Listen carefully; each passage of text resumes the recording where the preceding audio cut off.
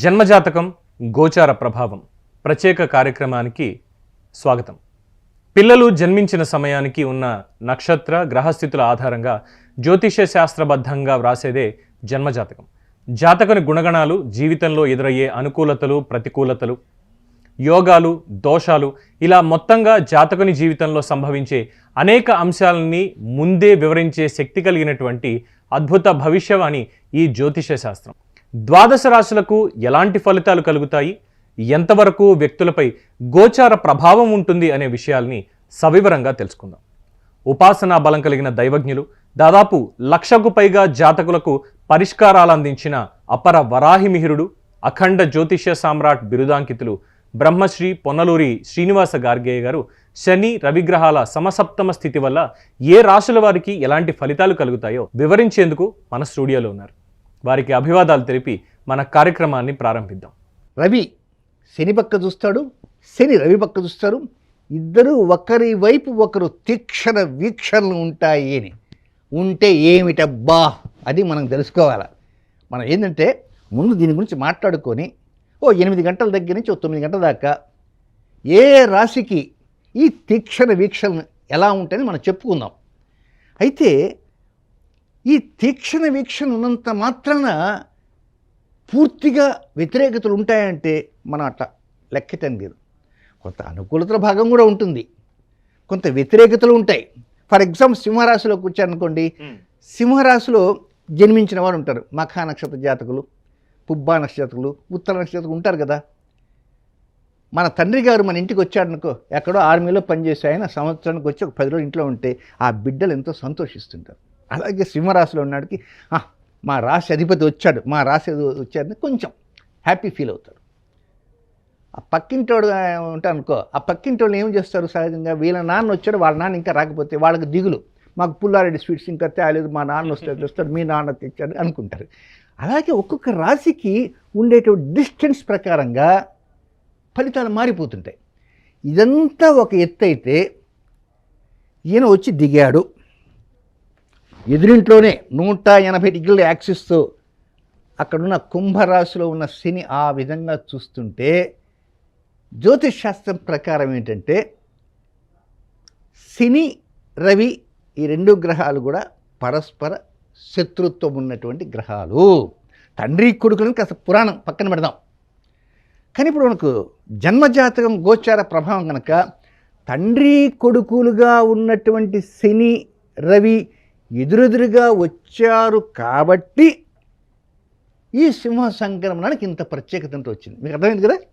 కనుక మన ప్రేక్షకులకి సింహ సంక్రమణకి ఇంత ప్రత్యేకత ఎందుకు వచ్చిందంటే కొడుకు చూస్తున్నాడు, తండ్రి చూస్తున్నాడు, మరి ఏమవుతుందో ఏమిటో.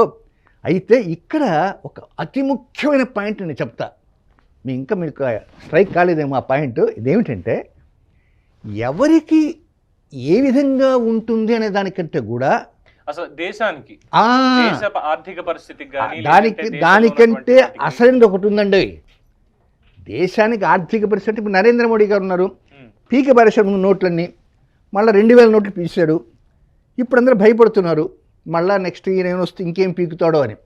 సరే, ఈ పీకటాలు పీకపోవటాలు పక్కన పెట్టేసి అసలు రవి శని ఉన్నందు కారణంగా అసలు ఏమిటి పరిస్థితి అంటే, శని ఒక రాజకీయ పార్టీకి ప్రాతినిధ్యం వహించేటువంటి గ్రహం. రాజకీయ పార్టీ అంటే ఏమిటి? రకరకాల పార్టీలు ఉంటాయి. ప్రాంతీయ పార్టీలు ఉన్నాయి, జాతీయ పార్టీలు ఉన్నాయి, ఏదో చిన్న చితక పార్టీ ఏదైనా సరే. ఒక రాజకీయ పార్టీ నడపాలన్నా, రాజకీయ పార్టీ స్థాపించాలన్నా, ఆ రాజకీయ పార్టీ ఉనికి చక్కగా ఉండాలన్నా దానికి శనిగ్రహ అనుగ్రహం ఉంటేనే ఆ రాజకీయ పార్టీ ఉంటుంది. ఆ రాజకీయ పార్టీ ఎన్ని సీట్లు గెలుస్తుందనే విషయం ఇంకా పక్కన పెడదాం. అయితే రాజకీయ పార్టీ నిలబడాలి అంటే ముందు కర్మప్రభు అయినటువంటి శని అనుగ్రహం ఉంటేనే రాజకీయ పార్టీ ఓకే. ఈ రాజకీయ పార్టీ ఫర్ ఎగ్జాంపుల్ ఒక రాష్ట్రంలో కొన్ని సీట్లు గెలిచి బాగా ఓటింగ్ అంతా వేసిన తర్వాత అది అధికారంలోకి వచ్చింది అనుకుందాం ఆ రాజకీయ. అప్పుడు అధికారంలోకి రాగానే పరిపాలన వాళ్ళ చేతుల్లోకి వస్తుంది. ఆ పరిపాలన రావాలంటే రవి యొక్క అనుగ్రహం ఉంటేనే వాళ్ళు పరిపాలన చేయగలరు. సో రాజకీయ పార్టీ స్థాపించి దాని మనుగడ కాపాడటానికి శని అనుకూలిస్తున్నాడు. ఈ ప్రజల ద్వారా ఎన్నికల్లో నిలబడి గెలిచి దాన్ని డెవలప్ చేసి ఒక పరిపాలనకి వెళ్ళాలంటే శని రవి అనుగ్రహించాలి. సో ఇప్పుడు ఈ ఇద్దరు కూడా రాజకీయాలకు అనుకూలం. కానీ ఇప్పుడు వచ్చింది ఏంటంటే ఇద్దరు ఎదురెదురుగా ఉన్నారు. ఇద్దరికి మధ్య పచ్చగడ్డేస్తే భగ్గుమంటుంది. అంటే ఇప్పుడు ఏదో మన రాష్ట్రానికి నేతలు ఉంటారు, దేశానికి నేతలు ఉంటారు. కేవలం ఈ మన రాష్ట్రమే కాదు, మన దేశమే కాదు, ప్రపంచానికంతా ఉంది. కనుక శని రవి వైపు చూస్తున్నాడు, రవి శని వైపు చూస్తున్నాడు. కాబట్టి ప్రపంచవ్యాప్తంగా ఉండేటువంటి రాజకీయ నేతలు వారి మనసులన్నీ పూర్తి కల్మషంగానే ఉంటాయి. నేను ఈ మాట నందుకు కొంతమంది కోపం రావచ్చు రాజకీయ నేతలు. మేమంతా కూడా ప్రజలకు కోసంగా సేవ చేసి కంకణం కట్టుకొని ఇంత పెద్ద పార్టీ పెట్టాము, ఫ్లెక్సీలు వేసుకున్నాం, గార్గే సిద్ధాంతం ఏంటి, మేము కల్మషం ఉంది అంటారు. నిజమే, ప్రజలకు సేవ చేయాలని సంకల్పం ఉండవచ్చు. బట్ ఏదో ప్రకారంగా గెలవాలనే తహత వలన తప్పుదోవలు తొక్కటానికి ఈ శని వర్సెస్ రవి ఈ నెల రోజులు వాళ్ళ మనసుల్లో వచ్చేస్తుంది. అంటే పవన్ గారు ఈ నెల 17వ తేదీ మధ్యాహ్నం నుంచి వచ్చే నెల 17వ తేదీ మధ్యాహ్నం దాకా ఈ ఇద్దరు ఎదురెదురుగా ఉంటారు కనుక ఈ 30 రోజులు 30 × 24 అవర్స్ లెక్కేస్తే వీళ్ళకి బాగా ఈ దేశాన్ని ఎట్టా చేద్దాం, ప్రజల్ని ఎట్టా చేద్దాం, సేవ చేయాలనే తపన గలిగిపోతుంది. సేవ చేయాలని తపన ఉండదు. ఏదో ప్రకారంగా ఇల్లీగల్గా అయినా సరే మనం గెలవాలా, ఈ ఆలోచనలు ఎక్కువైతాయి ఈ ఇద్దరు వల్ల. ఎప్పుడైతే ఈ ఆలోచనలు ఎక్కువైతాయో మనం గెలవాలంటే ఏం చేయాలా, డబ్బు కుమ్మరించాలనే నాయకుడు ఒకడుంటాడు, దొంగ ఓట్లు వేద్దామనే నాయకుడు ఒకడుంటాడు, కత్తులు చూపి బెదిరిద్దామనే నాయకుడు ఒకడుంటాడు. ఈ ప్రపంచంలో రకరకాల నాయకులు ఉంటారు. కనుక ఒక్కొక్క బుర్రకి ఒక్కొక్క రకమైన ఊహలు వస్తాయి. కనుక శని వర్సెస్ రవి ఈ 30 రోజుల్లో ప్రపంచవ్యాప్తంగా ఉండే రాజకీయ నాయకులందరి మనసుల్లో ఆలోచన భావం వ్యతిరేకంగానే ఉంటుంది. అంటే ఏ రకంగానైనా సరే మళ్ళీ మనమే ఉండాలి. కాబట్టి నీతిగా, న్యాయంగా, ధర్మంగా మనం రాజకీయాలు నిలబెడదాం, ప్రజలకు సేవ చేద్దామనే తపన ఉంటుంది మనసులో.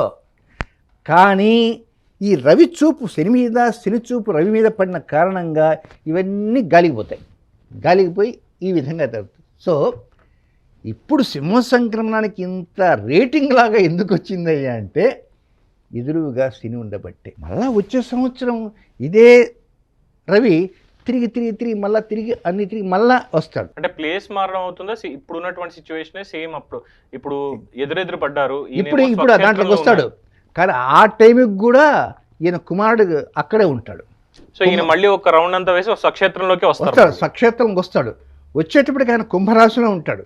ఆయన అప్పుడే వెళ్ళడు. ఆ కుంభరాశి నుంచి తర్వాత రాశి మీన రాశికి వెళ్ళాలంటే ఆయన ఎప్పుడు వెళ్తాడంటే ఈ సింహ సంక్రమణం గురించి ప్రజలు ఈ సంవత్సరం మాట్లాడుకుంటారు, వచ్చే సంవత్సరం మాట్లాడుకుంటారు. అంటే నాలాగే ఎవరో ఒక సిద్ధాంతి గారు వచ్చారనుకో, తండ్రి కొడుకు ఎదురు ఉన్నారండి, తండ్రి ఎక్కడున్నాడయ్యా, తండ్రి కన్యారాశిలో ఉన్నాడయ్యా, మరి కొడుకు ఎక్కడున్నాడయ్యా, కొడుకు మీన రాశిలో ఉన్నాడు. మళ్ళా ఒక 2 సంవత్సరాలు. ఇది కానీ ఇది కేవలం స్వక్షేత్రంలో ఉండడం వల్ల మాత్రమే కాదు, స్వక్షేత్రం కాదు, కేవలము ఆయనకి ఈయనకి మధ్య దూరం.